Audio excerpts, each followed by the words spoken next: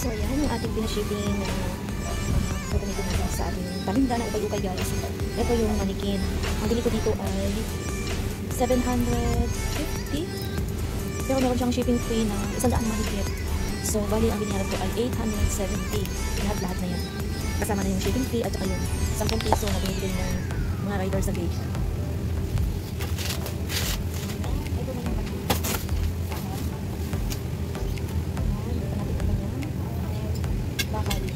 Bakal ito. Ito bakal.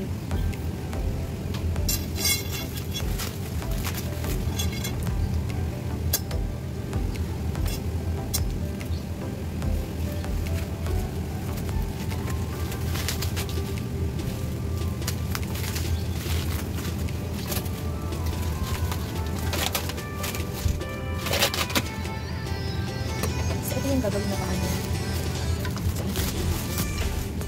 So, nakakais naman guys ang pagka-packaging niya, pagka-magulat, as in talaga ito mga bibigay nila. Sana meron siyang bibigay na later.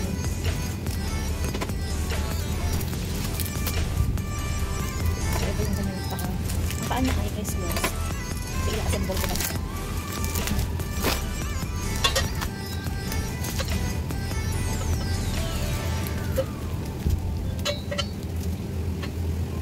So, ganyan ang magiging design niya. Actually, ang ganda ng kanyang bakal, no?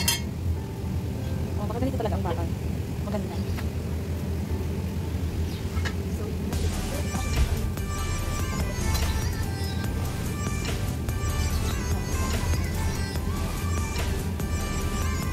Hindi ako sure kung ito yung nag-utos.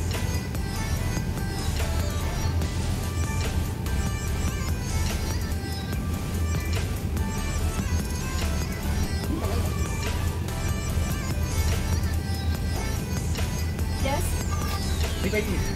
So yan, may bumili. Yan ang bibili tayo. So tuloy ang unboxing. Nakakabase na ito ng bang. Yan, ito lang itong video. So dito lang yun, ito makit mo. So ito ngayon siya ay dito. So ito ba yung nasa ilalim?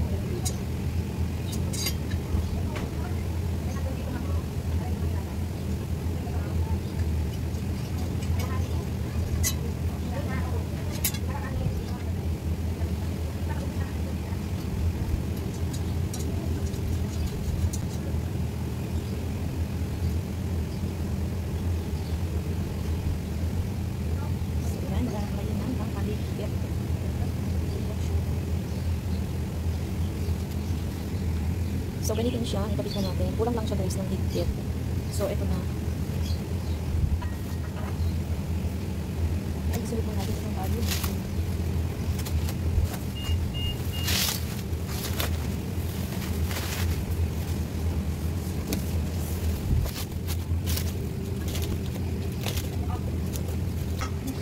So, guys, ito yung sinasabi ko na ihipitan ito dito. So, yan. Hindi na siya magalaw-galaw. Ngayon, ito na ang susunod natin. Itong manicure. So yung ito, yung nilalagay dito sa ibabaw. Ay, tamo ba? Mamaya ko naisipin kung saan ito nilalagay.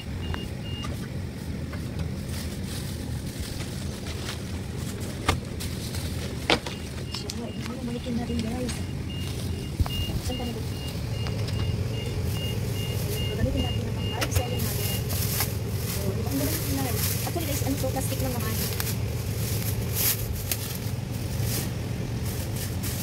Sexy. Baka natin balikan. Ah, dito pala nilalagay yun. Actually guys, ano, may damit siya. Damit niya itong kulay puti. Bakit ganon? Ang order ko ay kulay cream. Pero, ang binigay niya ay puti. O baka naman lahat kasi guys, black, no? Tapos may damit lang sila. Damit. So, meron siyang damit. Ito din lang kailangan ko. So, ito na guys yung stand na. Ito na yung manikin natin. Pwede ko nga siya. Meron siya dito bukas. Ito, meron siyang plastic. Hindi na natin ito tatanggalin. Tapos meron siyang damit. Ito. May lock din yung damit niya. So, ilagay na natin. Ito ang kanyang likod. So, ganyan. Tapos, ay, pipili na ako guys na gusto ko. Testingin ko muna ito. So, ito na yung kanyang dapat. Ay, dapat palang may kamay, no? So, ayan. Wala siyang kamay guys. Kaya hindi natin malalaman. Pero ito, stretchable naman yung kanyang gamit. So, may gamit na siya. Pwede natin siyang lagyan ng sombrero. Ay, nasa yung sombrero niya.